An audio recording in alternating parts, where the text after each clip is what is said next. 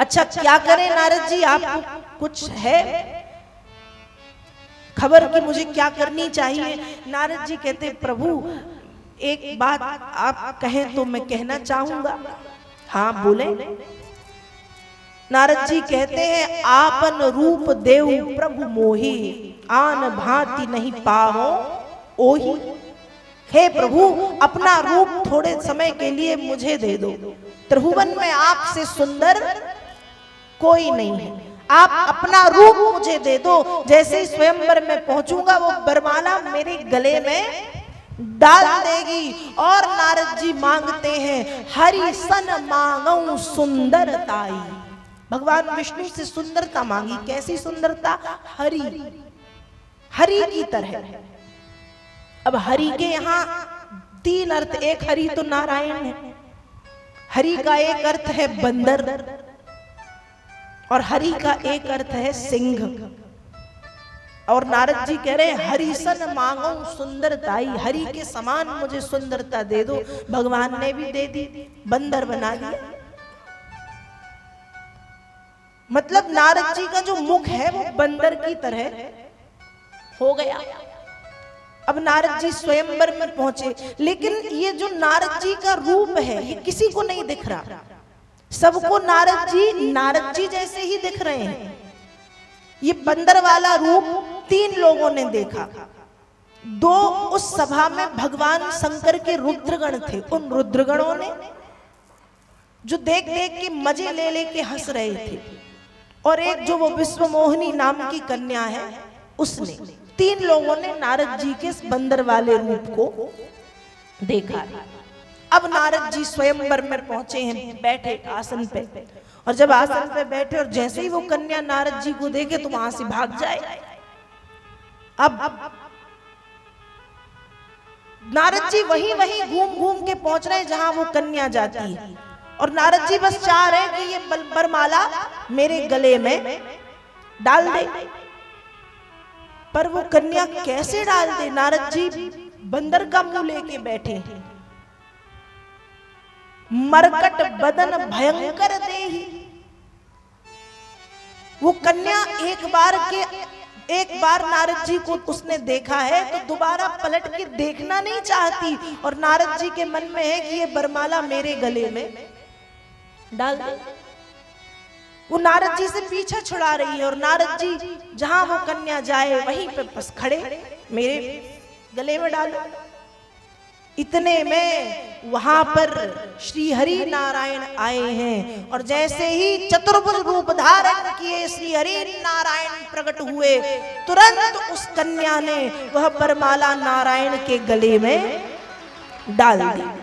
और जैसे ही वरमाला नारायण के गले में डली तो गोस्वामी जी मानस में लिखते हैं दुल्हीनी ले गए लच्छी निवासा, नृप समाज सब भयऊ निरासा। दुल्हीनी ले गए लच्छी निवासा, नृप समाज सब भयऊ निरासा। नृप समाज सब भयऊ निरासा। भगवान विष्णु के गले में कन्या ने वरमाला डाली। भगवान ने भी नारद जी की तरफ देखा तक नहीं, और उस कन्या का हाथ पकड़ा और उसे लेकर के भगवान अपने निवास को चले गए। अब जैसे ही नारद जी ने देखा तो नारद जी सोच रहे थे कि जिन्हें मैं अपना सबसे बड़ा मित्र मान रहा था वही नारायण मेरे सबसे बड़े शत्रु निकले। आस्तीन के साथ नारायण। नारद जी ऐसी ऐसी बातें भगवान के लिए कह रहे हैं। वहां दो रुद्रगण थे, वो ये सब देख रहे थे, देख देख के हंसे। अब उन रुद्रगणों ने कहा कि अरे नारद जी एक बार अपना चेहरा तो देख लो कम से कम। नारद जी ने जैसे ही चेहरा देखा तो बंदर का चेहरा, नारद जी का गुस्सा और बढ़ गया।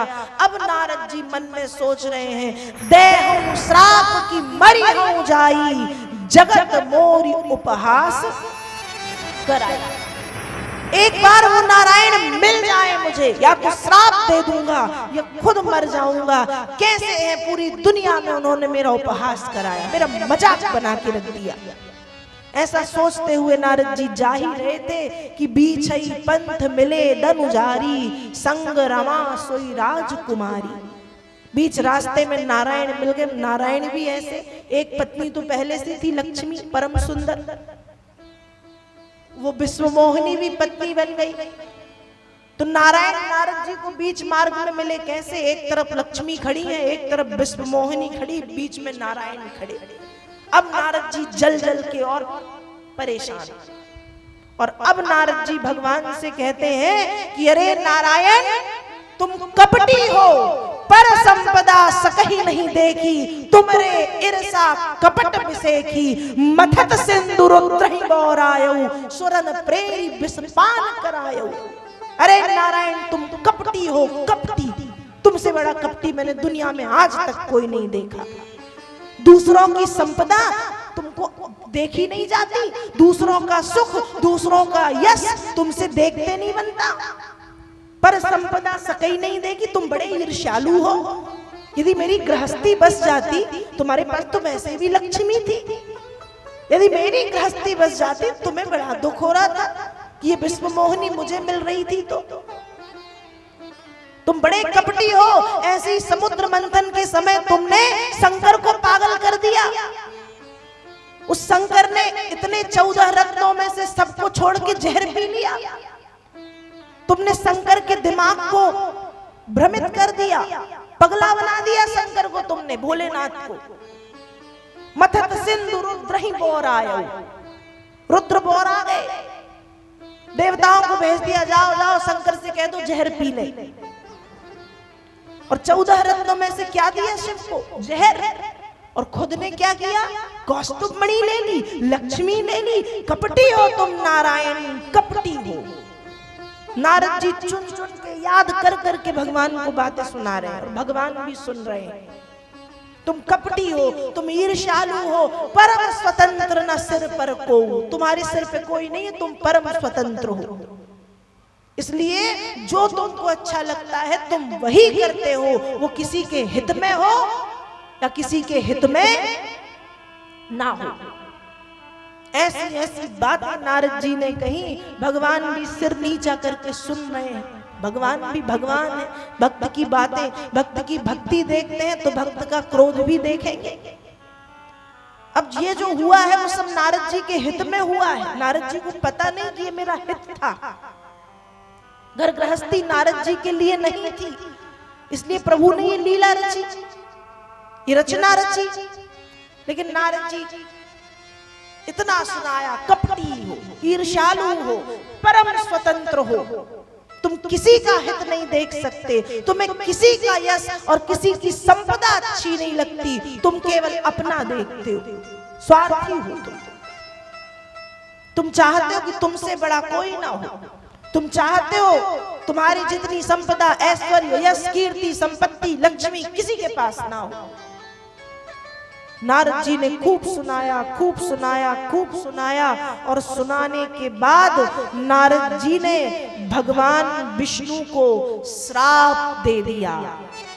और श्राप क्या दिया कि हे नारायण, कपि आकृति तुम कीन हमारी, करी है कीस सहाय तुम्हारी, मम अपकार कीन तुम भारी, नारी विरह तुम होब दुखारी। जैसे आज एक स्त्री के विरह में, वियोग में मैं दुखी हूं, एक समय ऐसा आएगा कि तुम भी स्त्री के वियोग में रोगे, तुम तड़पोगे नारायण। और उस समय जैसे आज तुमने मुझे बंदर बनाया है ना, यही बंदर तुम्हारी सहायता करेंगे, तब तुम्हें तुम्हारी पत्नी की प्राप्ति होगी। भगवान विष्णु को नारद जी ने श्राप दिया, ये श्राप मिला। और जो वो रुद्रगण घूम रहे थे, सब लीला देख देख के हंस रहे थे। नारद जी ने उन 2 रुद्रगणों को श्राप दिया कि तुम भी जाओ, राक्षस बन जाओ, और जब भगवान पृथ्वी पर नर रूप लेंगे तब वही तुम्हारा उद्धार करेंगे तो वो दो रुद्रगण रावण और कुंभकर्ण बनते हैं। नारद जी के श्राप से भगवान नारायण राम बन के पृथ्वी पे आए, लक्ष्मी सीता बन के आई, सीता का हरण होता है। तब कहा था कि बंदर सहायता करेंगे, तो कपियों ने सहायता की, हनुमान जी, सुग्रीव, अंगद इत्यादि। ये सब नारद जी का श्राप था। तो नारद जी के श्राप से भगवान नारायण को इस पृथ्वी पर क्या करना पड़ा? जाना पड़ा। तो ये प्रसंग भगवान शंकर पार्वती मैया को सुनाते हैं कि एक बार नारद जी ने भगवान विष्णु को श्राप दिया था और श्राप का कारण बताया कि भगवान को श्राप क्यों मिला। तो भगवान को श्राप का कारण बताया और कहा कि भगवान के पृथ्वी पर जाने का तीसरा कारण, अवतार लेने का, मनुष्य रूप धरने का तीसरा कारण नारद जी का श्राप।